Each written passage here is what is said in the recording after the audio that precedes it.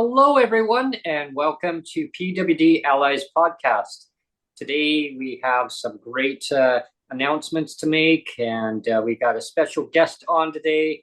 So, first of all, the announcement is that I have Daniel Trays joining me, and Dan is from Toronto. He's in Ward 15. He's running for City Council for Toronto. It's a great pleasure to have you joining me, Dan. And also, today, we're going to be talking, bouncing over to the west coast of Canada, where I am right now in Victoria, British Columbia. We're going to be talking about the upcoming BC provincial election on October 19th. I encourage everyone to get out there and vote for whoever you feel is going to best suit your personal needs, whoever that may be. So definitely cast your vote because every vote counts. And I'm going to be playing a clip on that. In the podcast here. It's just some conversations that were have a leaders debate that went on. And so, listen for that. I look forward to, hearing some feedback on that. But first of all, Daniel Trays, thank you so much for joining me. It's always a great pleasure having you on and hearing what's happening at the doorsteps in your area. Hey, you know what, guys? It's been a blast over the last, I don't know how long has it been, 4 years or so. To hear the stories out there and everything is awesome. That's how we get things done. You got to listen and learn. And I just wanted to acknowledge as well as your guys' election on October 19th. Very important election out there. There's also elections going on the East Coast. I believe it's in Nova Scotia, town called Lockport, and a friend of mine, Rhiannon, out there running for city council. And October 19th, the best day of the year, my birthday. So Nice. I encourage all these campaigns to just get the word out there. And on October 19th, all the residents in various areas just get out and vote. Yeah. Mm-hmm, mm-hmm. It's so important to cast your vote and find who's going to best represent you and in your community and in your province, anywhere in the country. It'd be a federal election coming around the corner. Who knows when that's going to happen? But again, people get out there and vote. And so, Dan, at the doorsteps in your area for Ward 15, what are you hearing from people in the community? What do they want to see changed a lot? Some of the top things that you're hearing. So one thing I want to acknowledge very quickly, I don't know exactly which day it was. It was within the last couple of days, but we actually had a police officer shot in our area, and it was on a basic traffic stop. So one of the main things, and I want to acknowledge that and condolences out to his family. The person has survived. They're going to make a full recovery. But one of the big things in our area is safety. There's a safety concern with regards to private property, your homes, as well as the seniors. One thing I can say at the Taurus, it was a couple of weeks ago. I was campaigning on businesses that day up the north part of Yonge Street there, and there was one of those smash and grab B&Es at a business. And so these are just a couple of the issues that we have to work on in the area. It takes a lot of collaboration. And it takes somebody with the skills and lived experience to go through it. As an assistant for Councillor Paul Ainsley from 2018 to 2023, part of my duties, but not the total of it, but part of them was to attend something called the CPLC meetings. That stands for the Community Police Liaison Committee. And what the focus is in that committee is to share statistics and issues with the community, as well as various levels of government, and to go forward with actual solutions and actions that benefit the community as a whole. Whether you're a police officer or whether you're somebody that needs the protection of the police officers, we have to do this in collaboration.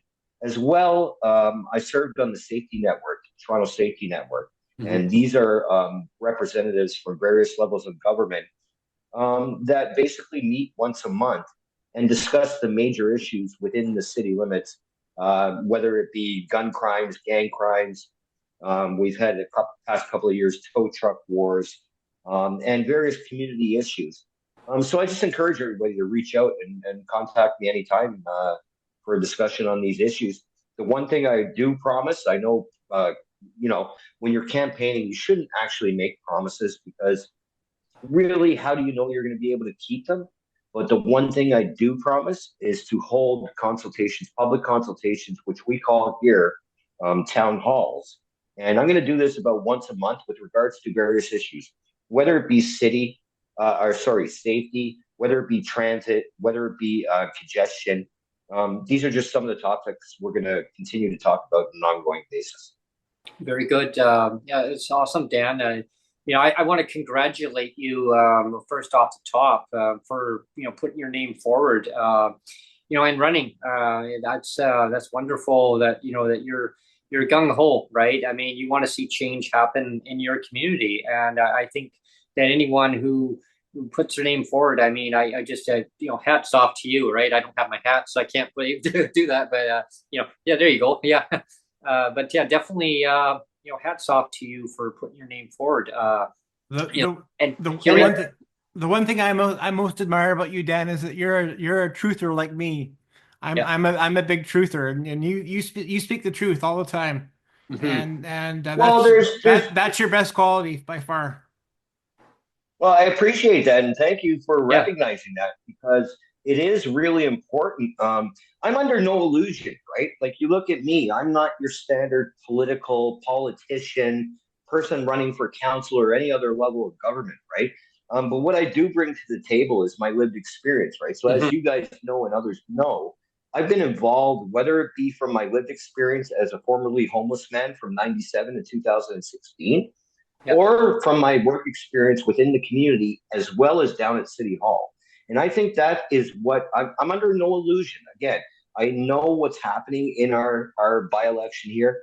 I know there is former failed premiers and failed mayors backing and not backing other candidates. And for me, they can keep doing that, right? Because it's not about that. It's about the people. They got to understand that when you're electing your next city councillor here in Toronto, Ontario, that city councillor is responsible for handling your day-to-day issues, your garbage, your transit, your TTC, your congestion. All of those things factor in. And all I'm hearing from all the other candidates is Ford this, Kathleen win that, Trudeau this. And I'm trying to explain to people that that's not what this is about. While those relationships are important, and as you guys know, because we all interviewed Mike Schreiner earlier this year, you guys know my escapades within politics in my city. I've met Merritt Stiles this year. I've even met Justin Trudeau over my lifetime, right? What we got to focus on in a municipal election is the person that can do the best job for your day-to-day issues. Mm-hmm. And quite frankly, I don't I'm not trying to be a prick, but I don't, that was almost a swear jar. I'm not trying to be a prick, but I'm the only candidate that has the full Monty. And what I mean by that is I'm the only candidate that's been homeless. I'm the only candidate that takes PPC nonstop. I don't drive. As well, I have the work experience, and whether they want to admit it or not, I've established those relationships down at City Hall and on other levels of government to be able to go forward on getting actual solutions happening for both PWD and everybody else that lives and works and plays in our community. Mm-hmm. Oh, absolutely. And it's so important to tackle these ongoing issues that people are, they can have that experience of how it affects their lives, and having a candidate listening to how do you see these things change, and doing the best you can to represent those changes. And you're right, Dan. Promises, I mean, they're great, but fulfilling those promises, sometimes it's harder to fulfill promises right away. But if a candidate, and you're successful, I mean, you're going to do the best you can. You're going to do the very best you can to represent those interests that people were saying. What do they want to see changed? Is, like you mentioned, all off the top. Like, is it transit? Is it garbage collection? Is it any kind of municipal stuff? I mean, yeah, it's and that's what I'm hearing too. Like, throughout the disability community at large, across our country, so many people are suffering in legislated poverty. or they're lacking transit, infrastructure, accessibility. And I'm sure you must be hearing probably some of that at the door too. Are you hearing about that? Well, that's what I wanted to know. I wanted to know how the door knocking and all that's going for you, Dan. Yeah. What's your experience at the doors when you go door knocking in the neighborhood?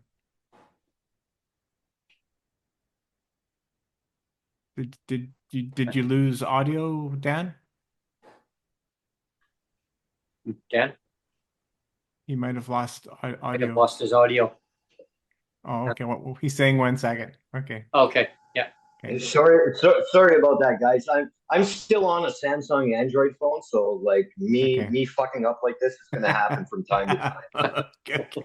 Yeah, door knocking. I'm hearing a lot of varying positions on varying issues, and that's what I want to hear because with all the experience I have, 30 plus years, right, within municipal politics, I've worked on dozens of municipal campaigns, right? So you would think that I know everything, but I don't. You never know everything because there's always something else stepping up, right? Mm-hmm. The one thing that bothers me about what I've been hearing at the doors is the misconception that this is a provincial or federal election. Right. And again, the unity of say, for example, what's happening in our area here in Ward 15, right? The unity of getting a party together and getting everybody on the same page, I get. I'm all for it, right? I'm not against it. But when it comes to a municipal election, it has to be the person that has already formed the relationships and knows the staff members and the people to get things done. Very briefly, so I don't put everybody to sleep, but the way it works here in Toronto, Ontario is you got committee meetings, similar to the provincial and the federal level. But you got committee meetings, and that's where motions are brought forth in order to affect change in your community. And as a councillor, like as a party member, it would work more if you do the collective message of let's get this done, let's get it done, whatever the fuck that clown in. I'm not even going to go there, but you know who I'm talking about. Yeah. The Ontario, and that's fine and dandy. But on a municipal level, you got to admit, whether you're a candidate, a councillor, or even Mayor Olivia Chow, you're only one of 26 votes. So the most important thing as a councillor at Toronto City Council in the chambers is to have that a collective ability to be able to work with anybody on all sides. And it's not supposed to be about parties. We all know it's about parties, but it's not supposed to be. On the municipal level, it's about who can get the staff to work well with each other, who can get a seconder of a motion in council or committee meetings, and who is going to follow through on behalf of the people and not a party.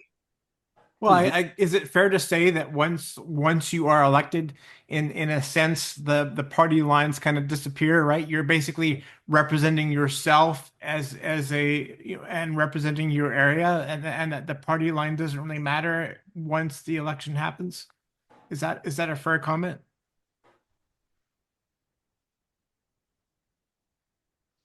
Yeah, like on municipal level. So sorry, my phone is like cray today. If you want to just go off of with audio, or sorry, off of video, I'm gonna just try audio. We can try that if it helps the connection any. I can switch back and forth. No, I'm gonna make this. I'm gonna make this work because it's for the people, right? I gotta figure this shit out, right? Okay. Yeah. You want to just repeat that really quickly, Neil?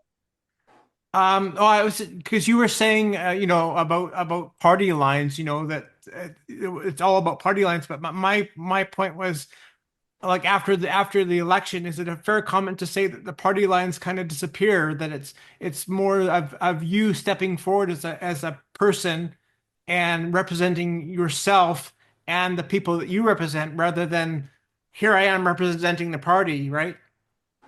Right. So is that? So I'll tell you guys. I'll tell you and everybody else straight up. I'm 40. I'm going to be 47 on October 19th. I've never belonged to any party.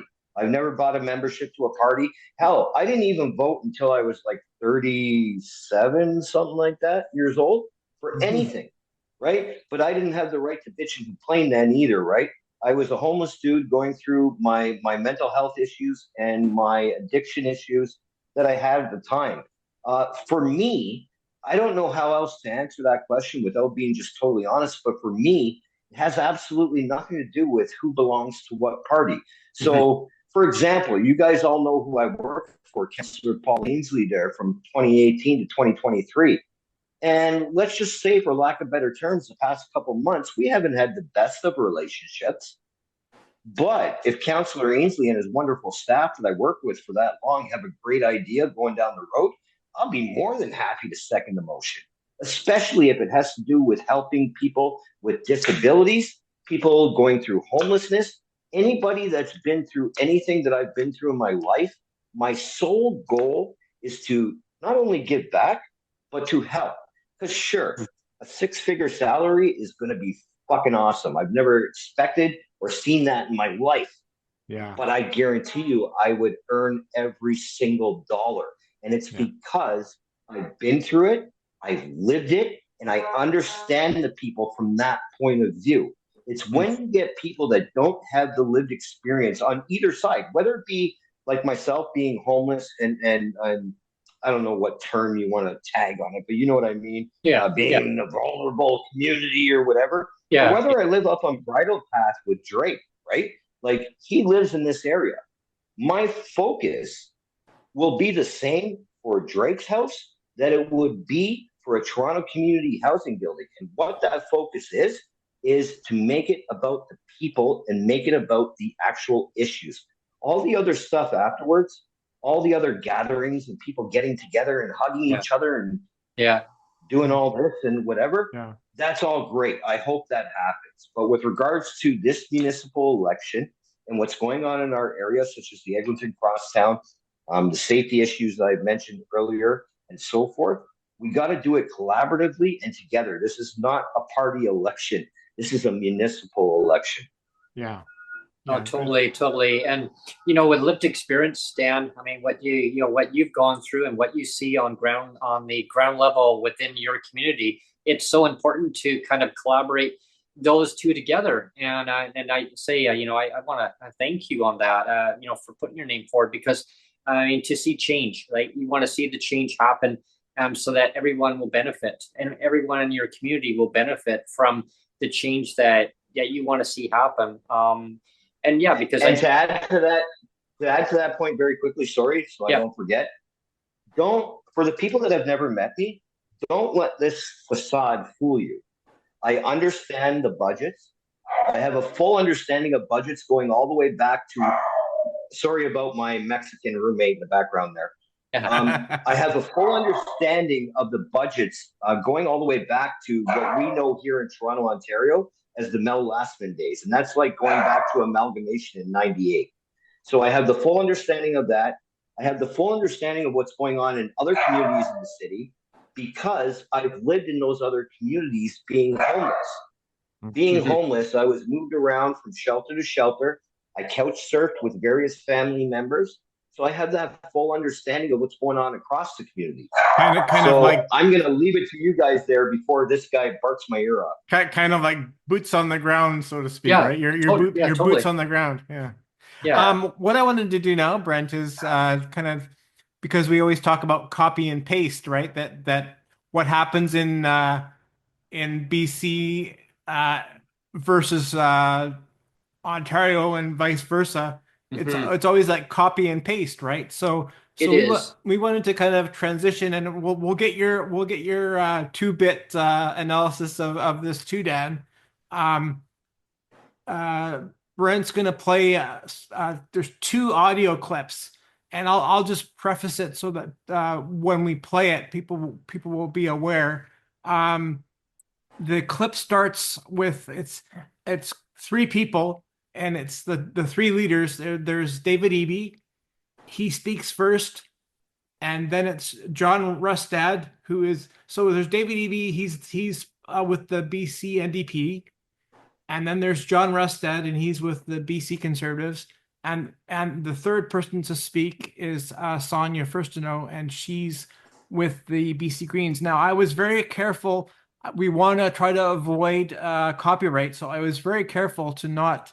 This was a leaders debate that aired on CKNW radio station here in BC. It was on October 2nd. And to try to avoid copyright, I basically didn't want to. I got rid of all of Mike Smith, the moderator. So I only have the leader speaking.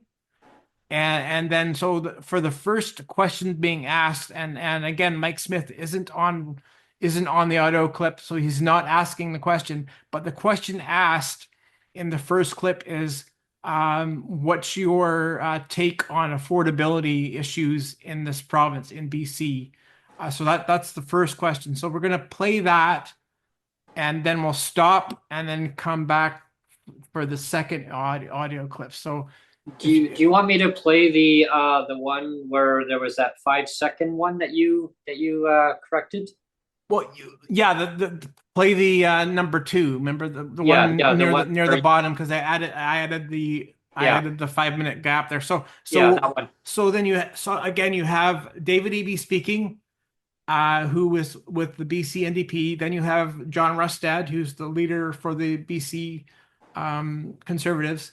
And then the last person to speak is Sonia Firstno, and she's with the BC Greens. And then we'll stop it there on the first question of affordability, and we'll have a little bit of a conversation about that, and then we'll move on to the second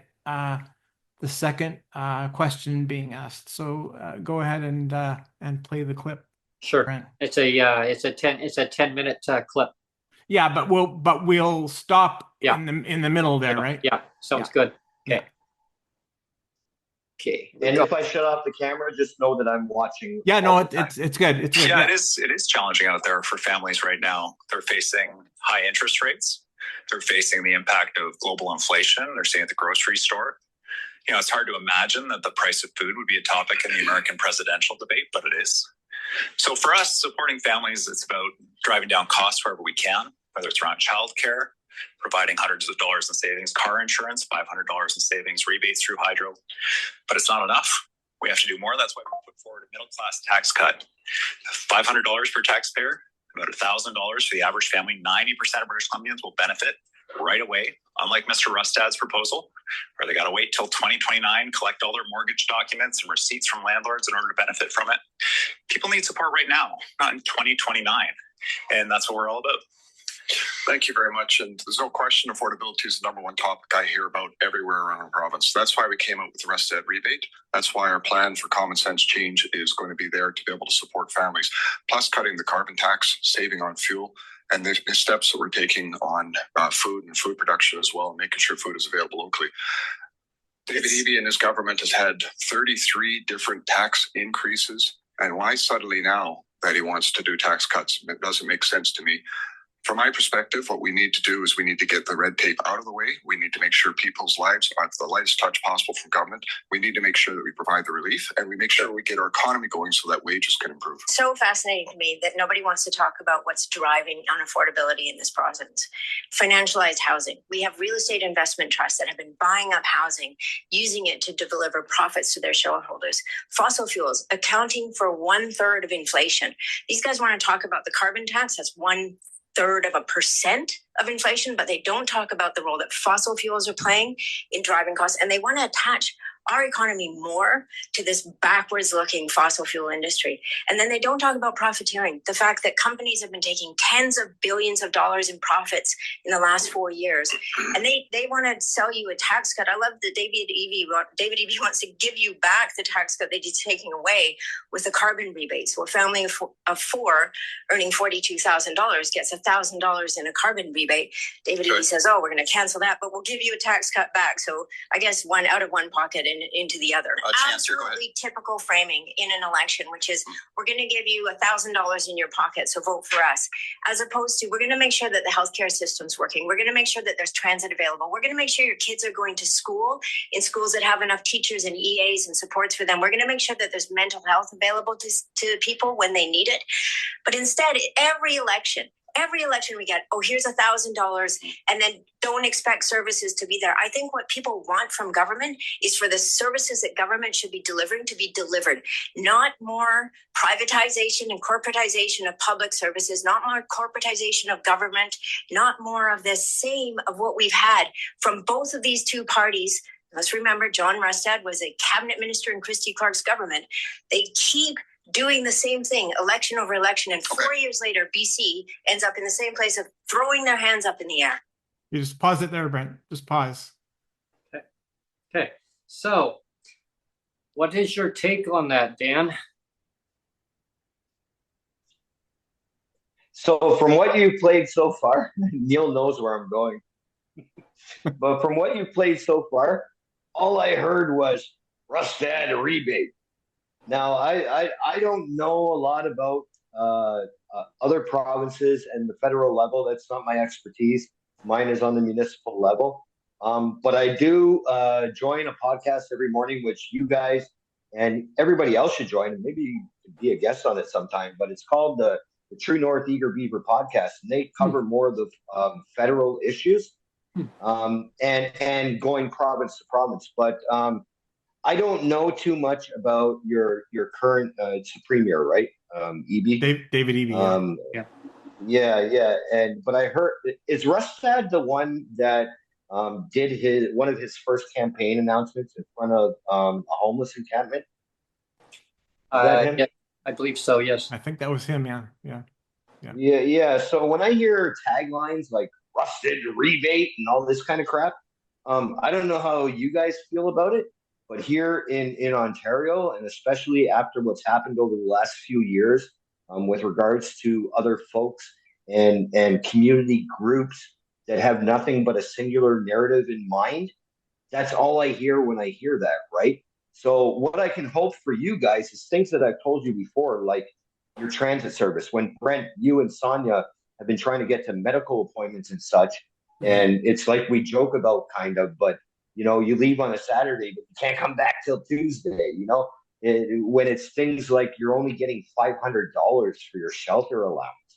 Those are the things that I tend to focus on. So I would say within your provincial election, my view would, as an observer, would be the first person that steps to the plate for PWD, for seniors, for children. Never mind these taglines. Leave that for next year. And I'm telling you guys next year, because I've told you guys for the past few years, there is not going to be a CDB. There is not going to be a federal election until next fall. I'm guaranteeing you. So focus on it till then, but bring up these points that you guys are playing, because it's important for the people in your community as well as others across the country to understand what really is going on, right?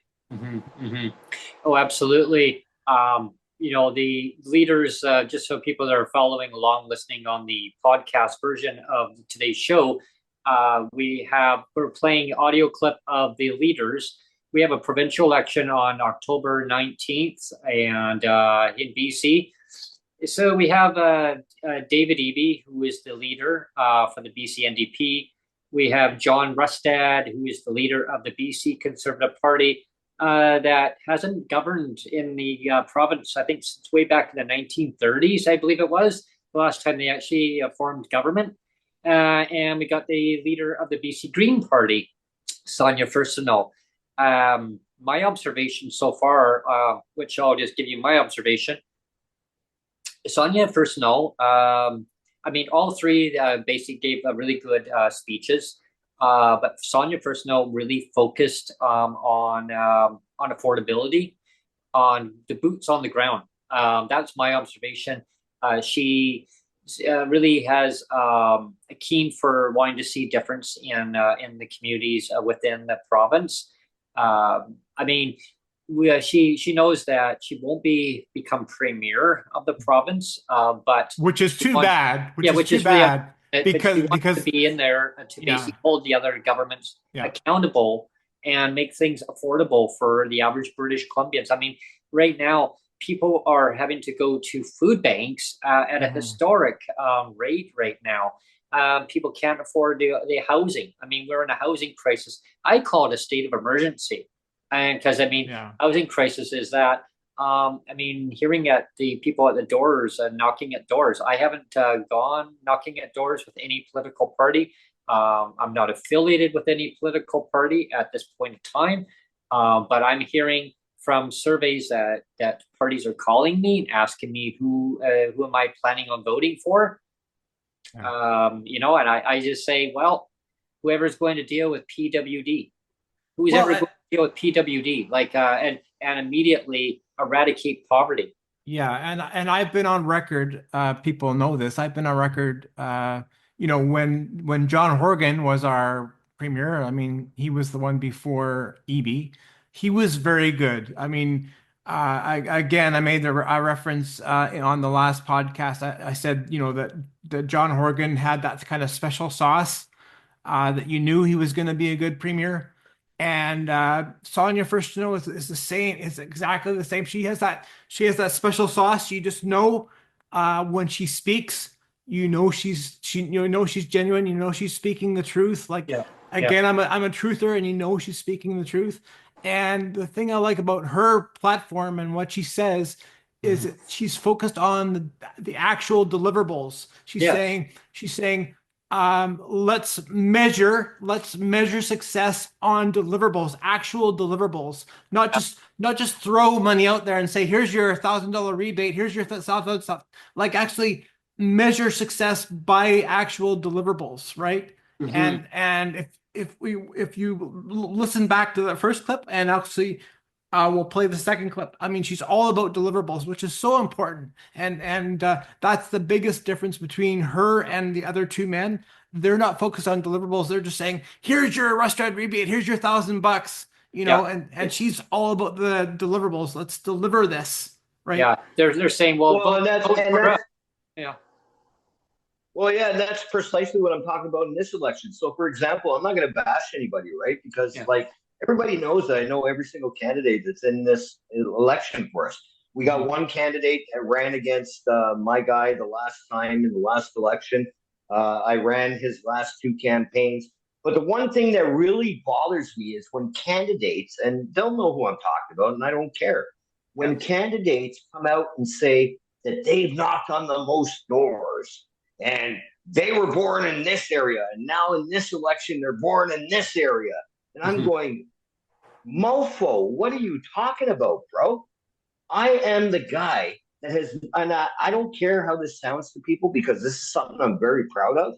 I am the guy here in the city of Toronto that on all three levels of government has knocked on the most doors in the last 20 years than anybody can even shake a stick at. The only thing I'm doing different this time is putting my own name on that ballot. The only thing I'm doing different this time is showing people the skills that I have, not bounded by party lines or Kathleen Wynne or John Tory or anybody else. I'm here bound by my human lines, what I've experienced in the community as well as worked on.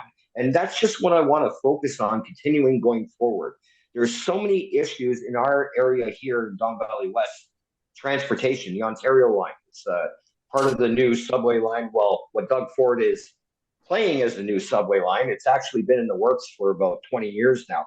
But that and the Eglinton Crosstown that has gone millions over budget and years overdue, these are the things I want to focus on with the people. Yeah, man, I'm going to be 47 on that October 19th date. And this has been in the works, Eglinton Crosstown, which affects not only Ward 15 where I'm running, but about 7 other wards going east to west across the city. This has been going on since I was like 11 or 12. And I'm going to be 47. So this bullshit about it's a 10, 12, 13-year project, that's crap. So this is what we should be focused on going forward, is giving the community not only the actuality of what's going on, but what is different on various levels. So, for example, if you want to yell about like all the not all, 5 or 6 of the candidates in the race I'm running in are yelling about Doug Ford, Doug Ford, Doug Ford. That's great. We all know Doug Ford sucks. But he is not part of this election. He is not the person that you're going to be calling. Ward 15 council. He's the person you're going to be calling get your garbage up, or to wonder why your windrow isn't removed at the bottom of your driveway in sometimes, right? Yeah. We are those people. And until those candidates can focus on that, like I said, I believe this is what's going to take over that edge, and hopefully working collaboratively with everybody on all three levels. Yeah. Yeah.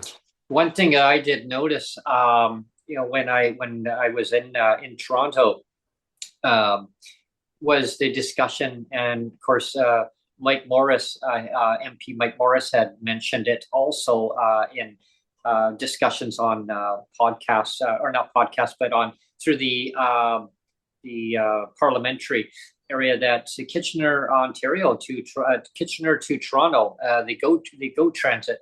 It's very limited service, and he said it's been that way for over 10 years.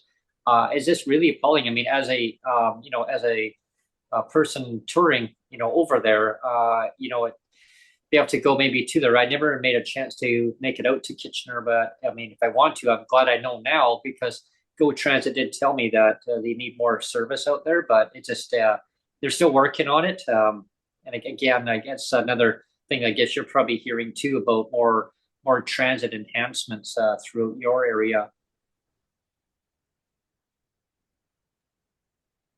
Well, like the problem with our area is the local transit. So all of the Go Transit, Union Station, where I met you and the wonderful Sonia. I hope she's there. Hi, Sonia. Hi. But no, she said hi. Over here. She's way over there. Those issues are a lot south of us. So that line where Kitchener is, I believe it's called the Lakeshore West Line. It could be a separate line. But they tend to only go out to certain areas of the province, like on the outskirts, when there's special events. So whether it's like New Year's, whether there's a special event going on in Niagara Falls, which is a big tourist attraction. My dad actually lives out west that way.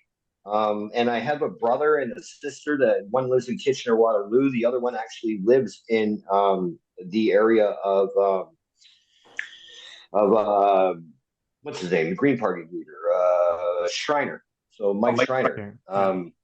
Yeah. So, and I hear from them, a lot of the issues out there are lack of programming, and like we're hearing across the country, a lack of affordable housing, especially for those that are coming in to new areas. Maybe those that are forced out of Toronto because an apartment is like Vancouver. It's like 2,500 to 3,000 for a one bedroom, Yeah. I'm finding a lot of people are trying to move to what's known as the outskirts, like Kitchener or Guelph or Mississauga or wherever. And we got to try to focus on how to keep these folks in Toronto. Right. Keep contributing to what's being labeled as the best city in Canada and all this kind of crap, right? We got to start living up to this stuff, because unless you set that example and start that, that clock in motion, it's never going to happen. And I think that's what has happened here with a lot of issues over the past couple of decades, is that things have been swept under that imaginary rug, and they haven't come out. There's been no solutions coming out. And what you get is a bunch of people that tend to focus on a singular narrative as opposed to focusing on what we should. And what that is with life or death issues, whether it be LTC homes, whether it be the police, transit, whatever, we got to focus on that in collaboration. If not, you might as well just go like this and pick your nose and do something, because it'll never happen, right? Now, Brent, I'm hoping that you just paused the clip, right? I did. You just pause it so we can resume it. So I just wanted to again remind listeners that we're just listening to the BC Leaders Debate that aired was October 2nd on CKNW radio station here in BC. And again, the first one to speak is going to be David Eby, the current BC Premier. The second one to speak is John Rustad. He's the BC Conservative leader. And the third one to speak is going to be Sonia First to Know. and she's with the BC Greens. And on this question, and again, I didn't include the question because I wanted to avoid copyright, so I didn't include the question asked by the moderator. But the question asked by Mike Smith was concerning the issue of truth and reconciliation. Like we just had Truth and Reconciliation Day on October 1st. So September 30th. Oh, September 30th. Excuse me. That was Monday, and so the question is about that and about treaty negotiations, land title, and so that's what the next question is about. Is about that. So go ahead and play the clip, Brent. Sure. To announce actually on Truth and Reconciliation Day that John, that you would repeal a law that just recognizes the rights that Indigenous people have.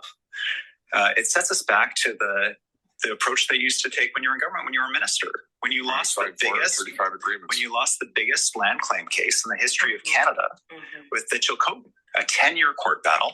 It threw uncertainty. John, just let me finish. Threw uncertainty into the land base. And then at the end of spending all that money on lawyers and fighting them all the way through, the court still says you have to sit down and figure things out with them. We're still cleaning up your mess from that. And so working with Indigenous people, we've got equity programs to support them in participating in projects on the land base, finding ways for communities to work together. We have to do things differently. And that will bring success for our province. Yeah, I mean, I think David brings up a really important point that John wants to ignore, which is that the courts have been incredibly clear with governments, which is you need to sort out the fact that rights and title exists, and that if you're not going to sort it out, you're going to lose in court again and again as a government. If you're fighting against the inherent rights and titles that the courts have declared are there, you're going to spend a lot of taxpayer money to go into court and fight a battle that you're going to lose. Instead, the approach has to be negotiating at a table, working with First Nations, recognizing that rights and title have been declared by the courts, and moving forward in a mature and responsible way, not just in terms of the work with First Nations, but on behalf of the people of BC and on behalf of businesses. There is no greater uncertainty that can be wrought than what happens in this province when these two parties switch back and forth. One comes in, they do a whole bunch of things. The other one comes in, undoes it all, starts again. And business and the people of BC have nothing but uncertainty, election after election, because we've got this swing back and forth. We need long-term thinking, consistency, and when it comes to reconciliation and Indigenous rights, the courts have made it abundantly clear. There's a reason I signed 435 agreements in BC, because I believe very strongly in reconciliation. I believe very strongly in Indigenous rights, which includes title. We need to work through and actually address that, and we do that through economic reconciliation. But very quickly, I would just ask David Eby, what is it that was about the Lands Act change last spring that you proposed that you decided to shelf and not do until after the election? I mean, this is classic. I never know which John Rustad I'm dealing with. So when we did the Haida agreement, he looked into the eyes of the Haida elders that came to the legislature. John, you asked me a question. Yes, the Lands Act. John, so come on, man. So you looked in the eyes of the elders. You don't want to hear this story because you know it's embarrassing. You looked in the eyes of the elders and you said this is important. Government can't win a court case against the Haida. I'm glad this happened. And then you walked out of the legislature and started tweeting about how the Haida were coming for people's backyards. And it's exactly the same approach that caused fear and confusion about the Land Act, and it was causing disruption. And so we pulled it because it wasn't working. We're not going to bring it back. We're going to make sure that we're addressing concerns and working together, Indigenous and non-Indigenous communities, to solve problems. But your approach to use social media to say one thing to the elders, look in their eyes and say, yeah, you can win in court, and then go out and try to stir up fears on social media. He's going to get the Lands Act done by the end of April. And then he said, no, we're going to pull it. We'll do it after the election. When it comes to Haida, I totally support Haida. That's what your words were in the legislature. Okay, so my words are right here. When it comes to Haida, I fully support Haida title, but title should never have been identified underneath private land and infrastructure. That creates too much of a conflict that cannot happen. Fomenting fear and misinformation is something that John and the Conservatives want to do in this election and pit people against each other. What we want is responsible governance that is straightforward, that is working with evidence and information, that is consistent on where they stand, that they don't say one thing and do the other or say different things on different days. We need responsible, forward-looking governance that recognizes where we are in terms of our legal responsibilities and our responsibilities around reconciliation. And John is all over the place. So these two are battling it out. I think what British Columbians want out of this election is a vision for the future of this province. And we put forward a very serious vision, a vision that looks at how do we measure government in an effective way that ensures that government is delivering the services that people should rely on to keep people healthy, to keep communities healthy, to keep our natural world healthy, and to make sure that our government is capable.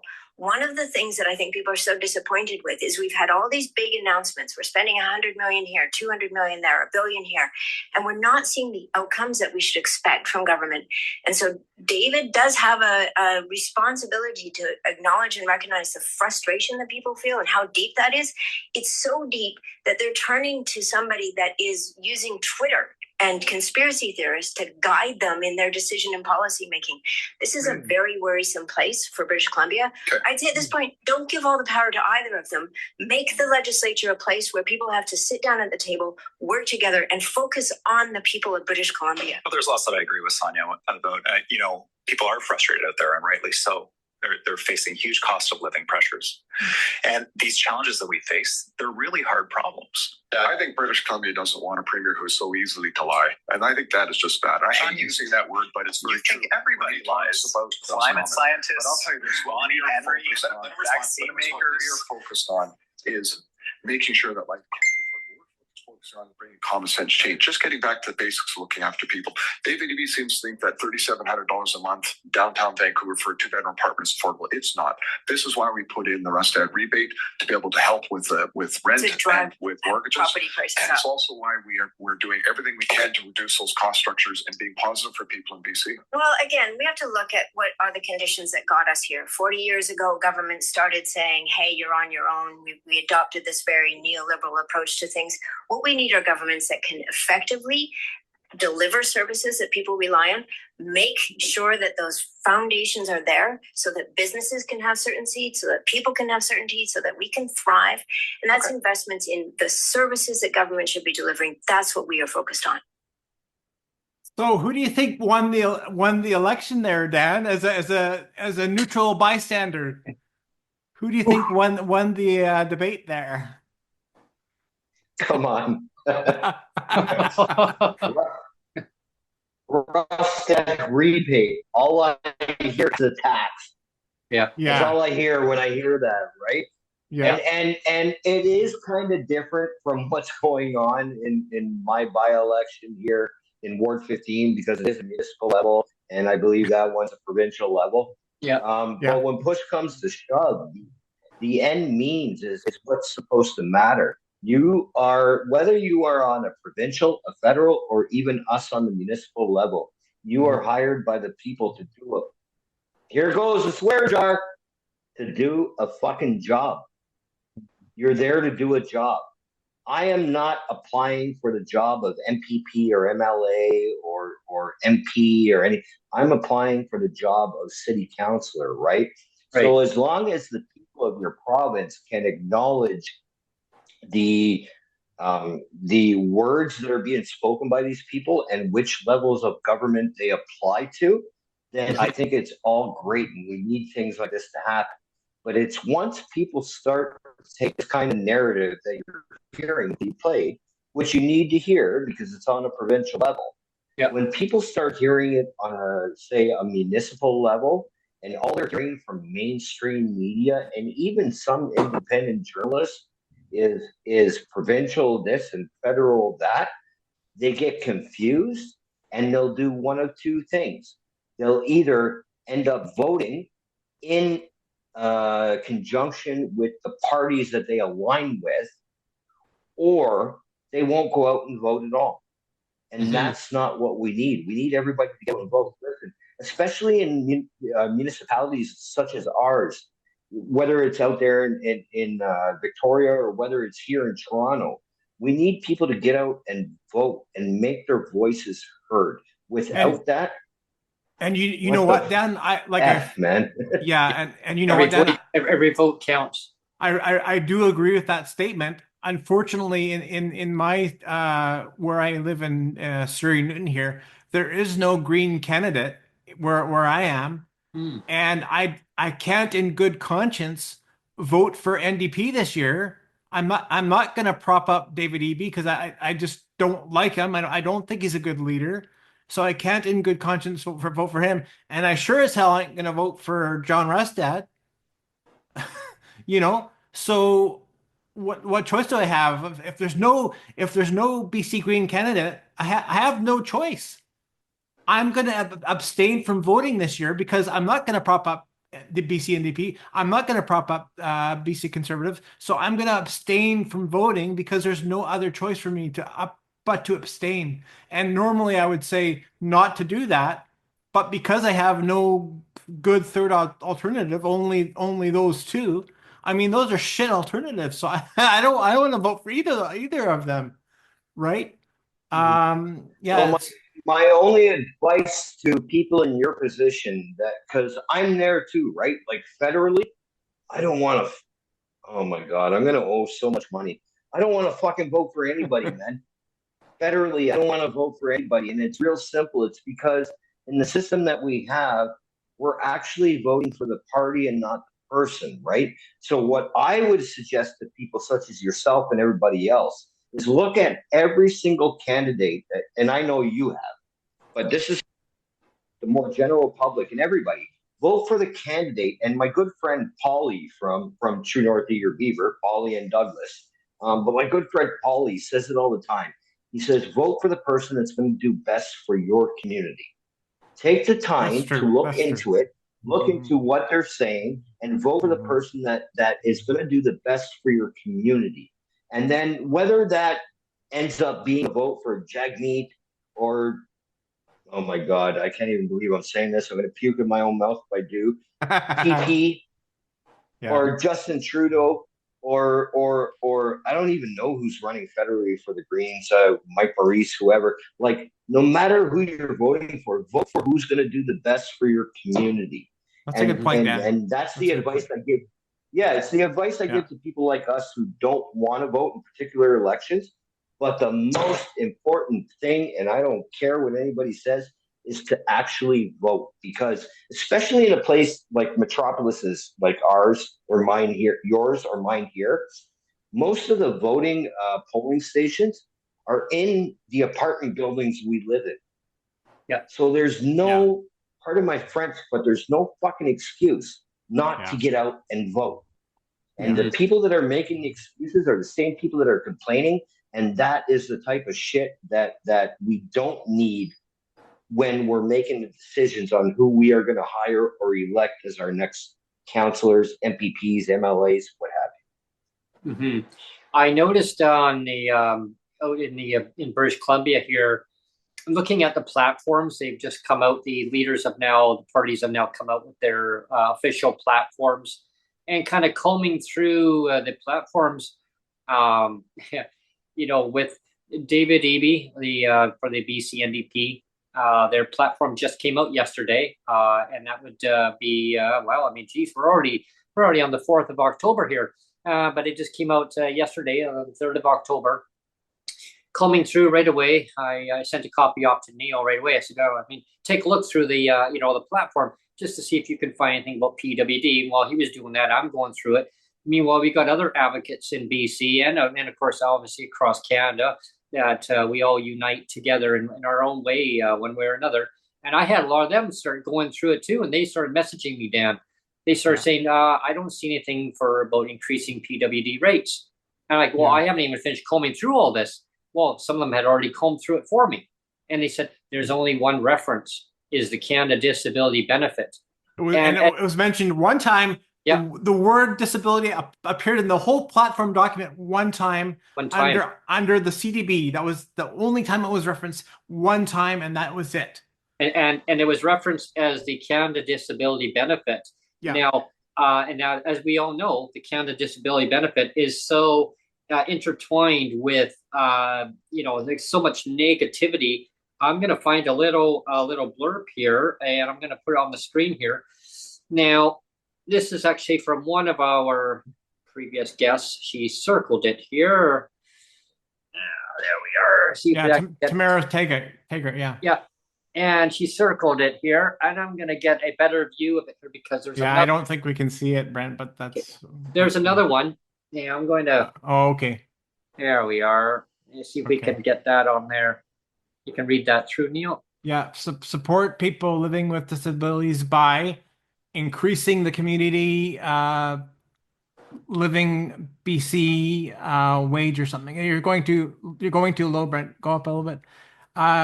Living BC home share rates, helping more people in communities care for their loved ones. And the second point, ensuring that people living with disabilities keep all of the new Canada Disability Benefit. And the third point, adjusting the disposal rule to help lift more people out of poverty. Now, as we know, the Canada Disability Benefit right now, as it stands, is in regulations, and a lot of MPs now are actually demanding that the federal government amend it and like fix it up now.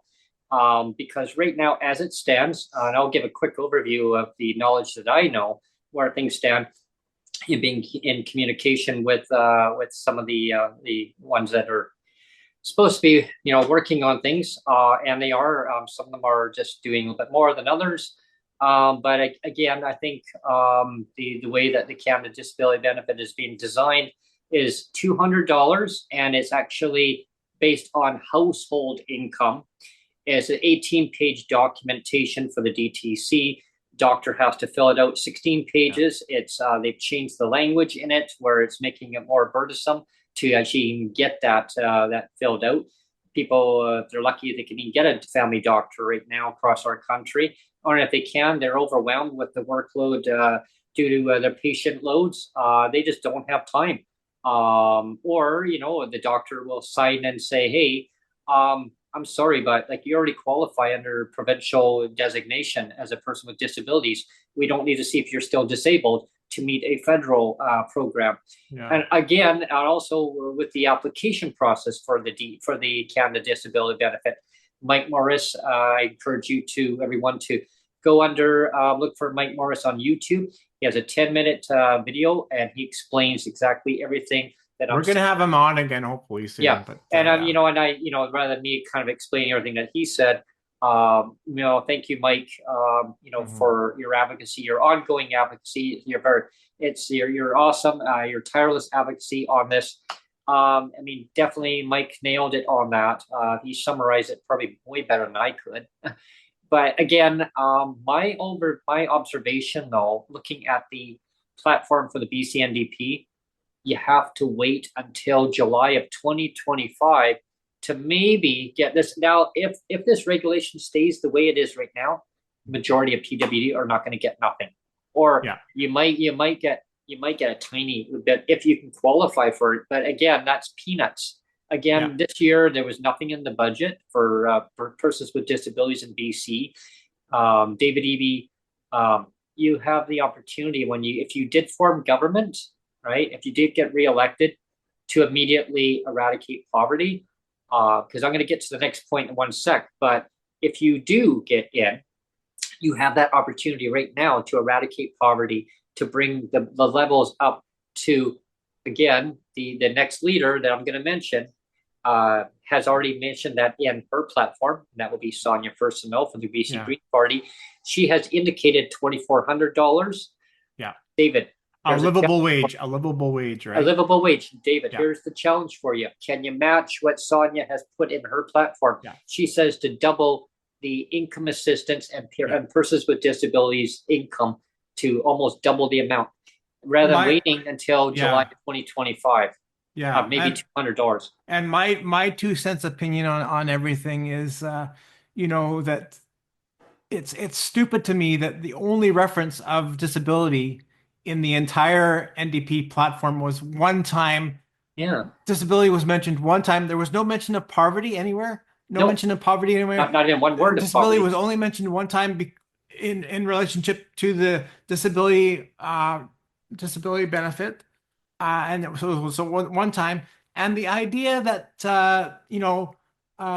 David Eby or even Sheila Malcolmson and all of them want some sort of congratulations that they're not going to claw that back.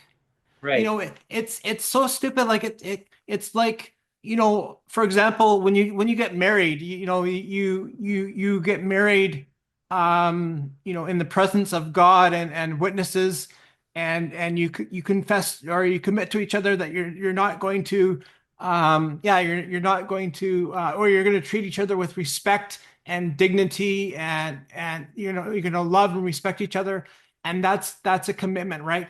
And you don't sit there and go, well, I commit not to, like, be I'm not I'm not going to beat you. I'm not going to beat you senseless. Like, I mean, of course you shouldn't do that.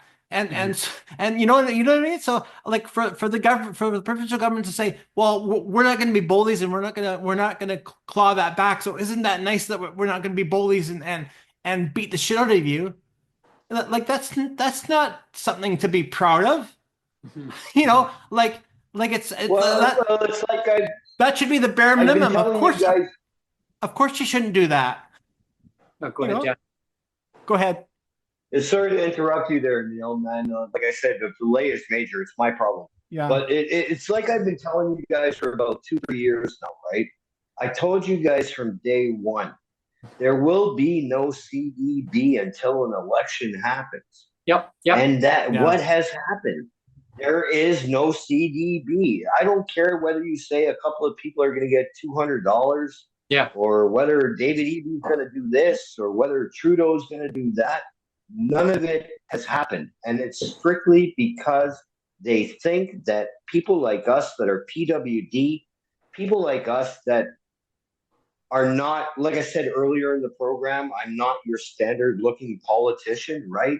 But they think that, like, people like us from the streets, or whether we be from low income families or what have you, that we have no clue as to what's going on, whether it be on a local level, provincial level, or federal level, right?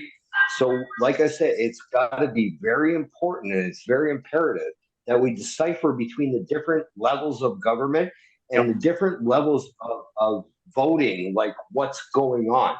Things that are going to affect us on a provincial level like that with EB or Rustad or what have you, is not going to affect Joe Blow on an everyday level, right?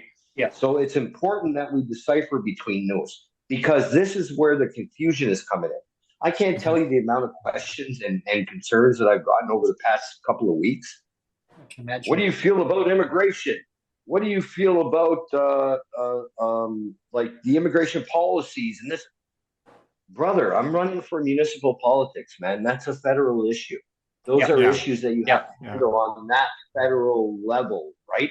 Yeah. So my guidance, my direction, my importance as not only a candidate putting out the information, but as a possible counselor for my city, is to put out the information that pertains to the specific issue that we have going on. All that other bullshit can come in afterwards.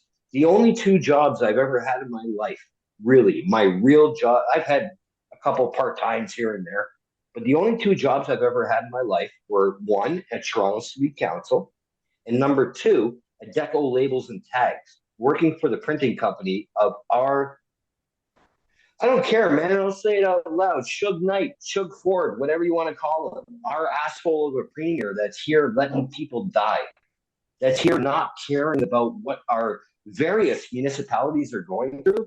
These are the things that we should be focused on going forward, because without that, you might as well just sit there and, like I said, pick that nose, man, because nothing else is going to happen.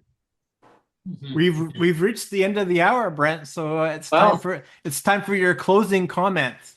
Closing comment time. Well, first of all, I'm going to pass it over to Dan as a closing comment, and then I will pass it over to you, Neil, and then I will conclude with my closing comment. Okay. I will just say to you guys, as always, thank you very much. Thank you for, I don't know how the hell you put up with me for the past 4.5 years or whatever it's been. It hasn't quite been that long, but yeah. It seems Well, that long, but was it's it always 2020 or 2021? 2021. Was it 2021, January? yeah. Yeah, 2021. Yeah. 2021. Okay, so Yeah. about 3.5 years now, right? Yeah. Yeah. I just say thank you to you guys, and I say thank you to everybody listening, even to the haters, because you know what? We need all of it combined to make a joint effort about this, right? I can sit here and brag to you, like, for example, tomorrow we got a festival called the Fall Festival. For those in Toronto, up at 130 Overley Boulevard. It's 2 to 7 p.m. There's about 12 of us candidates that are going to be up there together, man. Up there spreading the word of what's going on and giving our various platforms and direction of issues. And going forward, like October 29th, we got a debate coming up at a church on Bayview Avenue here in Toronto. It's really important to me. I just want to give a shout out to my sister-in-law right now. She just started her first day of chemo today. She's at yeah. It's these are things that are happening in our area. These are things that affect each and every one of us every day.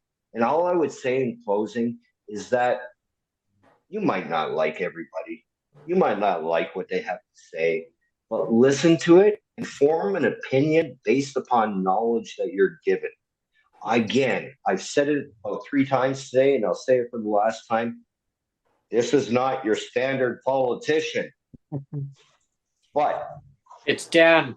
It's Dan, and with lived experience. Yes, exactly. Over to you, Neil. Yeah, I just wanted to go back again and to so, so going yeah, go ahead then. Sorry.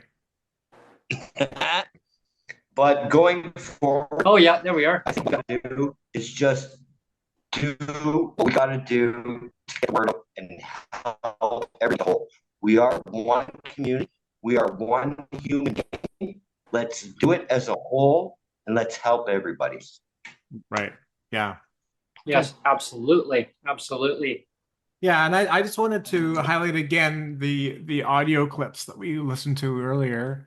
And again, I was very careful. I hope we don't get an audio like a copyright strike because of it. But I think there's a rule there that as long as we broadcast it for educational purposes, we're allowed to do it.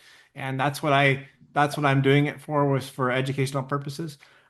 But I think, like, we all listen to those clips, and I think if we're just trying to be as unbiased as possible, and you just listen to those words on merit, I think it's pretty safe to say that Sonia Furstenau wiped the floor with the other two gentlemen on the debate. Like, she wiped the floor with them. With regards to your guys' debate, is that I've heard some of it, and all that I'm hearing, whether it be from you guys, whether it be from Jeff, whether it be from other advocates going over to like Saskatchewan, Alberta, BC, what have you, is that they just want what's going to work best for everybody, man. Yeah. Is this such a hard with work best for everybody? Everything else in the backroom deals and all that shit, all that green belt crap and all that shit, that can wait till later, man. Yeah. Focus on the LP homes. Focus on education for the kids, the senior programs. Everything else will fall in place. Yeah, exactly. And with that, it's having the basic fundamentals in place, the standards in life. And with my closing statement too, I will say, having the fundamental standards in place. And some people say, well, the basics, well, you should expect more than the basics. Well, we need a base floor, right? A base floor needs to be met. And if people can't even afford the housing, we got a serious problem. If you can't even afford basic housing, if you can't afford childcare, you can't afford to buy your groceries, pay your bills, pay your hydro, pay your tenant insurance. I mean, you name it, everything. Transit, if transit becomes too expensive, where's the problem? We need to dig down and deep down into the fundamental ground and say, where is the problem Is it either municipal? Is it on provincial, federal? Work all together. Work all together and listen to lived experience stories, everyone. So when, if you're voting on a city council level, you're voting on provincial or federal level, Dan's right. I mean, listen to who the person is representing your area. Is it on municipal? Is it on provincial or federal? Who is it you feel is best going to be suited to represent your concerns? So I'm not an expert. I learned from everybody too. So I mean, I'm still learning too. But what I am hearing from that debate, and you're right, Neil, on that too, and Dan, back and forth. It was just back and forth. But Sonia, first of all, she really nailed it because, and I'm not taking sides on each leader. It was just obvious. It was just obvious. It was just but it was obvious. very obvious Yeah. that Sonia first and all, she wants to see what's best, for the basic standards to be met.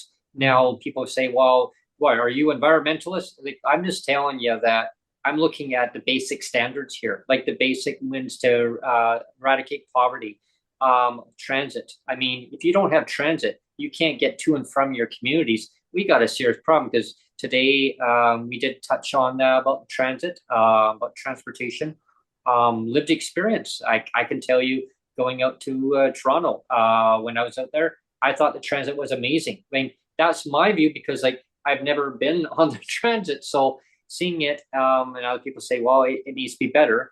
Yes, absolutely. I did see a few things that did need to be improved, but compared to our transit out here, it really needs to be improved. With the amount of population coming out to BC, apparently there's 250,000 new residents in BC in the last 2 years. Our infrastructure can't handle it. Our housing prices have ballooned. I mean, a whole PWD check, you can't even rent anywhere in BC, let alone $500. Yeah. And again, I want to see that scrapped. I want to see that shelter one scrapped too. And we kind of nailed down that, talked about pinning, different areas against areas, learning from the copy paste, like BC copies Ontario, Ontario copies BC.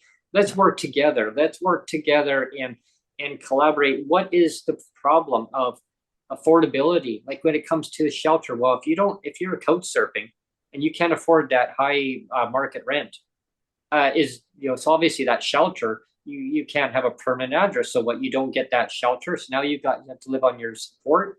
Well, what have you actually found a place and all of a sudden, hey, so can I have your pay stub? Oh, this is all you get? Well, no, I'll get more on the shelter if you give me a place. Well, they say, well, is that all you give? So you see what I mean? Now it's going to create red flags from landlords going, so that's all the province gives. These rates are well below the poverty level, folks. And I advocate, and everyone knows, listen to podcasts. I talk about these things all the time. And having Dan from Ward 15 as a candidate for city council and talking about these things that he's hearing on ground level of things that are affecting just on a city level.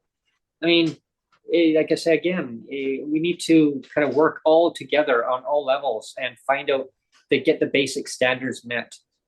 And so with the BC provincial election coming up, I'm really shocked that they're based on Canada Disability Benefit.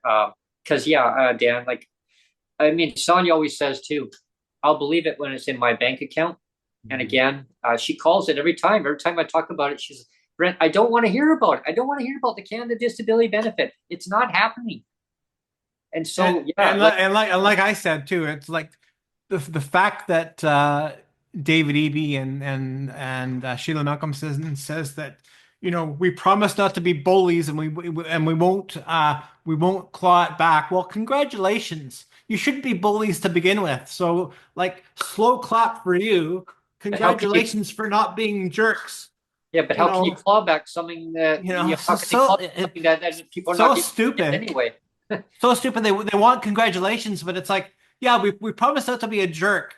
Well, that's great. Thanks for that. Yeah. I've always believed, though, is that provincial should just take care of their own residents and actually just take care of the financial means If the federal kicks in, it kicks in. In the meantime, get people the needs now. Like even the leader of the NDP even admits that people are hurting. They need help now. They need relief now. Okay, well now, but now and again, I don't like to do the blame game. Like, well, that government was in then how many years, and that government was in then. Sonia first now agrees. They all need to work together because as soon as one gets in, the other one takes it apart, the other one puts it back together. Work together. People need help now. Like you had the opportunity, government, when you were in power, you had the opportunity of bringing up no less than poverty level. Like Jeff Leggett, Sonia, myself, we met with the government. We said, this is the goals. These are the goals, the steps on how to get to that goal, right? I learned this in college and it was drilled into me. Steps, Brent. What are the steps you're going to attain to get to that goal? And we all had to do assignments. I got an A in that. It's not difficult. You get to the steps, you listen, learn from all your advocates, big organizations across Canada. We had two guests on our show earlier this year, Neil, and they were top advisors to the federal government who told them, and the federal government neglected to listen. They don't care. Benita Zarello and Mike Morris even say the same thing. The government doesn't seem to care. Yep. Well, I'm sorry, but citizens do care. And I want to ending my statement here. We all vote, folks. Yeah. We all vote, okay? Either city council, provincial, or federal. Make your vote count. Get out there and vote for who you feel is going to best suit your needs overall. I think there's an opportunity on all levels to make things better for Canadians, and especially Canadians with disabilities. Nobody should be living in legislative poverty. Nobody, seniors too, right? It does not need to end at 65. Just so you know, feds, okay? Stop the rhetoric. Fix the damn thing, okay? Where's that swear jar? I'm going to be filling it pretty quick. Before I fill it up, I'm going to sign off because I'll be filling up that swear jar. I care too, Brent, and I care about you, Dan, but I have to apologize before we leave. I have to apologize because something happened. The chat for the whole show has been disabled, and I did not mean to do that. So you said you were going to have a couple people pop in, and so it's my bad. I again, it sometimes happens where the chat's been disabled, and like I didn't mean to do it. So you know the wonderful thing about that happening is that, and again, I hate to sound like I'm bragging, but fuck it, for the next month I'm going to do it. The thing about that is the people that follow me are the people that are going to be listening after. Yeah. So that and shit happens. So good. So my point is that I'm sorry that the chat's been disabled for the episode, but I do hope that people share out this episode, and of course I will make sure that the comments are enabled for leaving comments. So for sure, if you like the episode, comment underneath it, share it out, like it, share it, all that stuff. And again, apologies for disabling the live stream. The live chat. I did not mean to do it. Technical glitches sometimes happen. Yeah. Again, I want people to understand that I don't want to come across the wrong way and tell people who to vote for, provincially or federally. Just whoever's going to represent your. Sonia first to know. Sonia first to know. Sonia first to know, PC. Sonia first to know. It's like letting the cat out of the bag,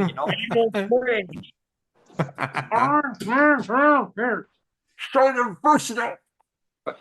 But whoever is actually going to basically put it in their platform, like the opportunity's there. Like whoever you want. But Sonia first to know. Sonia first now. But yeah, vote for whoever you want. As long as it's Sonia first now. Yes.